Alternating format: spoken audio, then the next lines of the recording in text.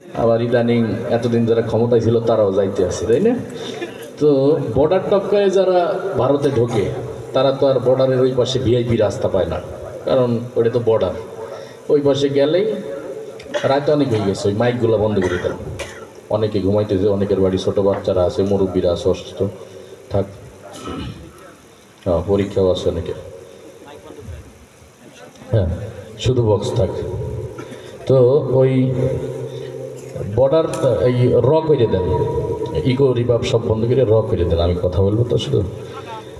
তো বর্ডার টপকায় গ্যাসে যাই, একজন গেছে আর কি, যাওয়ার পরে দেখে যে রাস্তাঘাট কিচ্ছু নাই, খালি বিল আর বিল।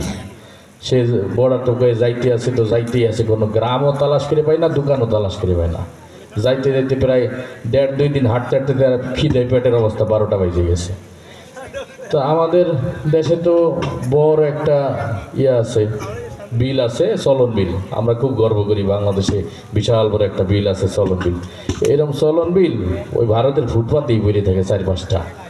তো ওই লোক 2-3 দিন হাঁটছে, হাইটে দোকানপাট কিছু পায় না। তারপরে ওই মনিটর বন্ধ হয়ে গেছে মনে হয়, দেখেন তো মনিটরের সাউন্ড দেন একটা। হ্যালো হ্যালো, আসেনি? হ্যালো হ্যালো হ্যালো, আপনারা তো ঠিকঠাক মতো শুনতে আছেন তাই না? তা আমি বলতে থাকি, উনি ঠিক করুক। তো চলন বিলের কথা বললাম। তা ভারতে এরকম বিলের পর বিল পার হইতে হইতে তার তো একবারে খিদায় পেটের অবস্থা 12টা বেজে গেছে। প্রায় 1.5-2 দিন যাওয়ার পর ছোট্ট একটা গ্রাম পাইছে। ওই গ্রামে দেখে যে ছোট্ট একটা হোটেলে ছোট ছোট পুরি ভাজতেছে। তো এমনি খিদায় ওর অবস্থা কাহিল, আবার একটু একটু পুরি দেখে ওর মেজাজ খারাপ হয়ে গেছে। তো ভারতে আমরা তো বাঙালিরা এত বড় রতনদন রুটি খাই অভ্যাস, আর ভারতের ওরা আবার একটু কিপটে কিপটে হয়, তাই না? ওই কলকাতা কারো বাড়িতে গেলে নাকি তারা জিজ্ঞাসা করে যে দাদা কি খেয়ে আসছেন না বাড়িতে গিয়ে খাবেন, এইভাবে জিজ্ঞাসা। আপনি যদি বলেন যে না দাদা আপনার বাড়ি খাবো, ও আপনার একটু কাপে 1 কাপ চা দিয়ে বলবে দাদা পুরোটা কিন্তু খেতে হবে দাদা, এই টাইপের আর কি। তো ওই ওই পুরি দেখে ওর মেজাজ খারাপ হয়ে গেছে। তো ওকে যদি এই পুরি তো আমি 100টা খাইতে পারবো। এখন হোটেলে ওকে না দাদা তুমি পারবে না, ওকে না আমি পারবো, ওকে না দাদা তুমি পারবে না। এই তর্কাতর্কির এক পর্যায়ে হোটেল এলাকা কি ঠিক আছে চ্যালেঞ্জ হয়ে যায়, যদি তুমি 100টা খেতে পারো তাহলে তো তোমাকে কোনো বিল দিতে হবে না, আর যদি কম খাও যে কটা খাবো সে কটার বিল দেবে। তো বাঙালি তো এমনি খিদা পেটে, ও ভাই ঠিক আছে চ্যালেঞ্জ দিলাম দাও। তাহলে একটা একটা করে দেয়, ও খায়, আর হোটেলওয়ালা দেওয়ালে একটা একটা করে দাগ দেয়। তো যখন মোটামুটি 80টা 90টা খাওয়া হয়ে গেছে, হোটেলওয়ালা তো কইলে শুয়ে গেছে, কই সব না সত্যি সত্যি তো 100টা মেরে দিবে মাইরি। করছে কি লুকাই লুকাই কয়টা দাগ মুছে দিছে। তখন বাঙালির যখন 100টা খাওয়া শেষ, বাঙালি কয় নাও আমার 100টা খাওয়া শেষ।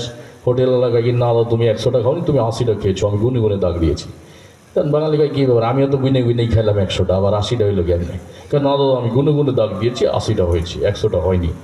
এই নিয়ে আবার তর্কাতর্কি শুরু। এক পর্যায়ে বাঙালি বলে ঠিক আছে সব দাগ মোছো, আবার শুরুর দিকে খাবো। তো আমরা বাঙালিরা হইলাম এই স্বভাবের। আমরা যদি সারা রাত তো গজল গাই আর আনন্দ দেই, আপনারা যারা মনোযোগ দিয়ে শুনতে আছেন আমাদেরকে ভালো হয়েছে, মোহাম্মদ করে এত রাত পর্যন্ত বসা আছেন। ফজরের আগে যদি উপস্থাপক জিজ্ঞেস করে যে অনুষ্ঠান কি আরও চলবে, আপনারা বলবেন সব বাদ, আবার শুরুর থেকে শুরু করেন। তো এটা একটা আবেগের কথা। ইসলাম তো আবেগ দিয়ে চলে না, ইসলাম চলে আল্লাহর হুকুম এবং নবীর তরিকায়, ঠিক না? আমরা আল্লাহ বলছেন তোমরা কম কম আনন্দ করবা আর বেশি বেশি ইবাদত করবা। এখন আমরা সারা রাত গজল শুনে আর বিনোদন নিয়ে যদি ফজরের রাগ দিয়ে যাই ঘুমাই পড়ি, আর যদি ফজরটার নাম পড়ি, এই সারা রাতের আনন্দের কোনো দাম আছে আল্লাহর কাছে? কোনো দাম নাই। এই কারণে নির্দিষ্ট একটা সময় আনন্দ করে ওইটা নির্দিষ্ট সময় শেষ করে দেওয়া উচিত, ঠিক না? তো আমি সর্বশেষ বিনোদন দিচ্ছি, এরপরে আমাদের বিকিরণ আরও যারা আমন্ত্রিত শিল্পীরা আছে সবাই মিলে আপনাদেরকে একটা অনুরোধের পর্ব শোনাবে। আপনারা যেটি যেটি অনুরোধ করবেন তারা সেটি সেটি গাবে, মানে একসঙ্গে ফিনিশিং দিয়ে দিবে। তো এখন আপনারা কোনটা শুনতে চান কোনটাই? আমার কি কোনো আবদার আসেনি আমার প্রতি? কোনটা? তাবলিগে 6 নম্বর কিন্তু আমি কায়দা করে ওই যে কবির সাক্ষাৎকারে শোনাই দিছিলাম। হ্যাঁ ওর মধ্যে বলে দিছি, এখন একটু কবিতা শোনাই।